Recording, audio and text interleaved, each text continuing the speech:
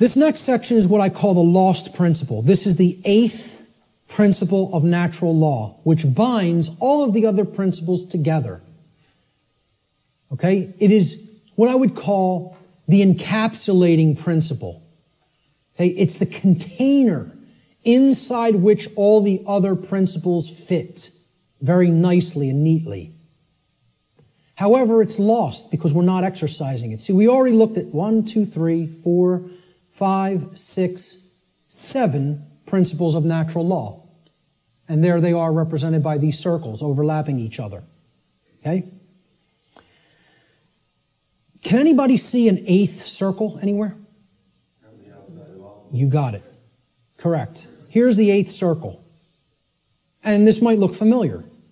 You might have seen this somewhere. Okay? This pattern is called something. Does anybody know what this pattern is called? What is it?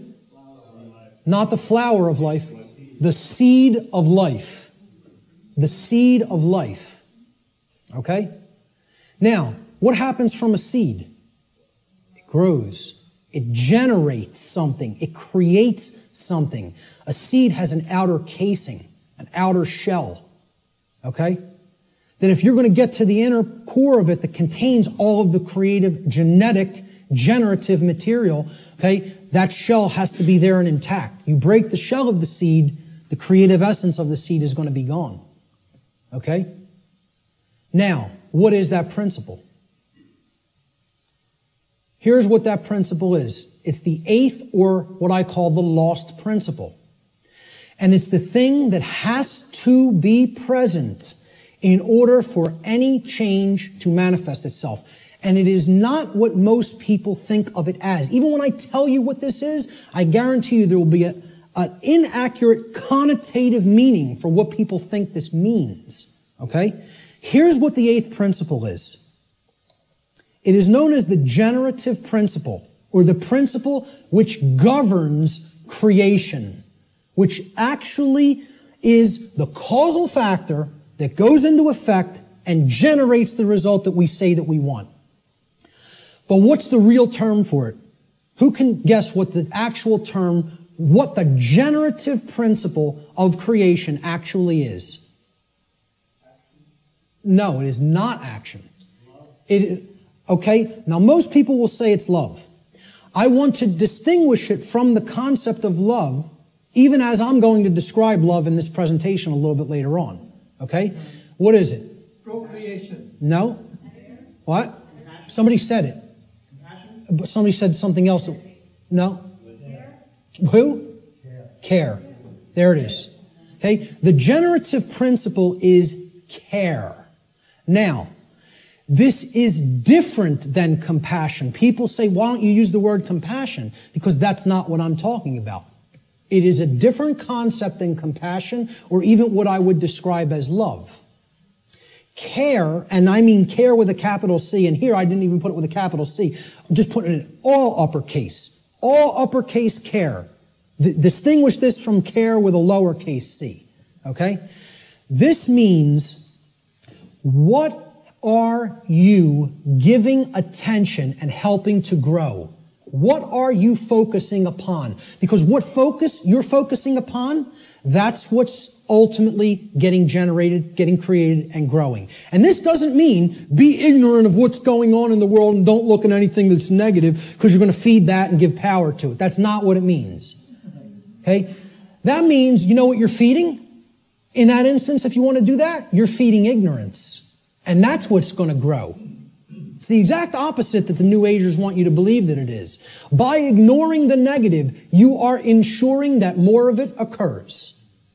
You are fueling it by ignorance, ensuring that it grows and takes over. Okay? What care has to be looked at here as is, this is what you're giving your energy to. This is what you're focused upon. This is what you actually care enough about to do, to spend your time on, to put your attention on, to manifest in the world. That's what I'm talking about as care. Okay? That's what generates our experience in the aggregate. Most people don't care about what's really happening. Therefore, it is an impossibility for us in the aggregate to change the direction of energy, to change the direction of consciousness, and ultimately to get what we say we want. That's how the real law of attraction works. All right? Here's how it actually operates. The lost principle is the dynamic of care. What we care about on a day-to-day basis acts as the driving force of our thoughts and actions. What did I say we need to develop? The heart, mind, guts. Right? Heart, mind, guts. In that order. Care comes first. You got to care enough to know, to develop the knowledge. Okay? Then you got to act on it and put it into practice. Apply it. So that's the order. Heart, mind, guts. Care, knowledge, action. Those are the steps. Okay? And all three of those have to be in place. All three. That's what unity consciousness is. It's unifying thoughts, emotions, and actions. The three aspects of consciousness, such that there is no contradiction between them. Our thoughts, what we say, what we think, how we feel, and how we act are one and the same. There's no contradiction. That's unity consciousness. Okay? Therefore, okay, since care is the driver of our thoughts and actions, it ultimately can be seen as the generator of the quality of our shared experience here on the earth. Care is what generates the whole thing. Hence, it has been called the generative principle. Liken the heart to a pump in the body. Well, what does a pump do? It's a generator. It provides energy. It moves the life force through the blood in the body. In every ancient tradition, they talked about the life force being in the blood. The heart is what pumps that through the whole physiology and enables us to continue to sustain life. Okay? The heart is the generator. It's the pump. It's the center of the being. As important as the brain is, which we just talked about the importance of it, the heart is ultimately what's generating the experience. Because what we care about determines what we think about on a daily basis most of the time, and therefore how we behave. All right? So, this principle has often been referred to as the generative principle.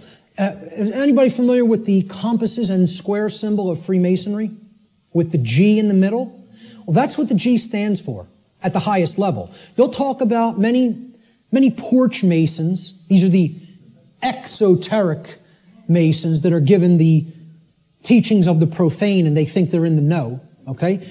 They're given the information, well, this only means geometry, it only means God, etc. Okay? One of the things they'll tell you it means at a slightly higher level is that it means gnosis, knowledge, okay, which we saw the meaning of in Greek earlier. At a higher level, at illuminated levels of Freemasonry, which are above 32nd degree, they will give you what the real meaning of the G inside the compasses and square is. And it is the generative principle. It means Genesis, creation, okay? And yeah, you can tie that right back to God. I'm not saying those things are different. And the forms that get created in the physical manifested world are geometric forms. So it is geometry as well. It's all these things. But at the highest level, it's the generative principle. That's what that G really stands for in esoteric Freemasonry. Okay? It's called the generative principle because that means to create. It comes from, the word generative comes from Latin, the verb generare, as we've already talked about, means to create. The generative principle is what we create through. And it's lost because people don't care. They don't have care. Hence, it's the lost principle. Okay? Here's how it works, folks. What we care enough to put our will behind. Okay? So again, heart, mind, guts. Guts is the will. The action, the masculine principle. That's what gets things done ultimately in the physical domain. What we care enough to put our will behind. And that's driven by the care. That's the generator or the pump that drives the will. Okay? What we care enough to put our will behind is ultimately what gets created or manifested in our world.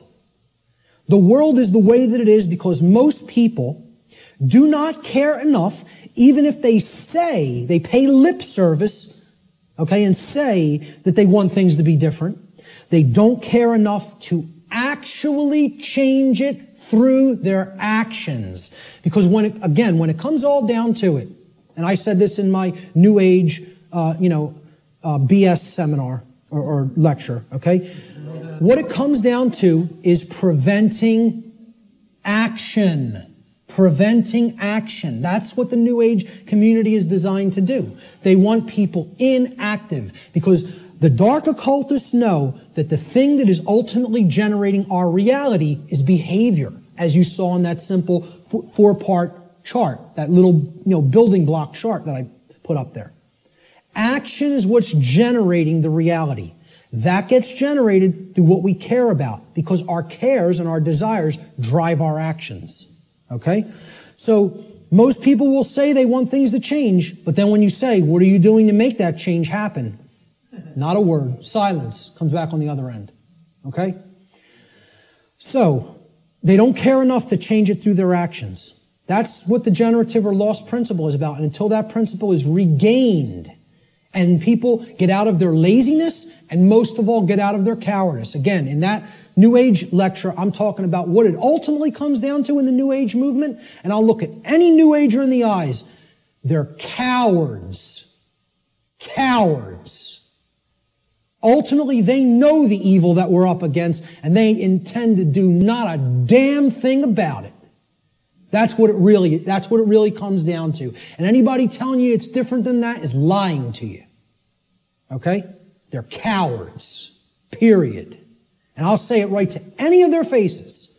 Anything I say up here, anybody that believes in that nonsense, come and bring them to me. I'll tell them right to their face. Straight and open, just like I said it here. Because I don't care. I don't care about their nonsense. I care about what's real. Okay?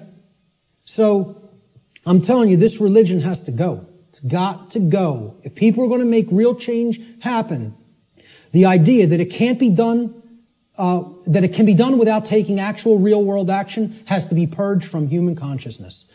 Reality does not work like that. Period. The end. And I can't make you accept that. I recognize I can't make anybody in this room accept that.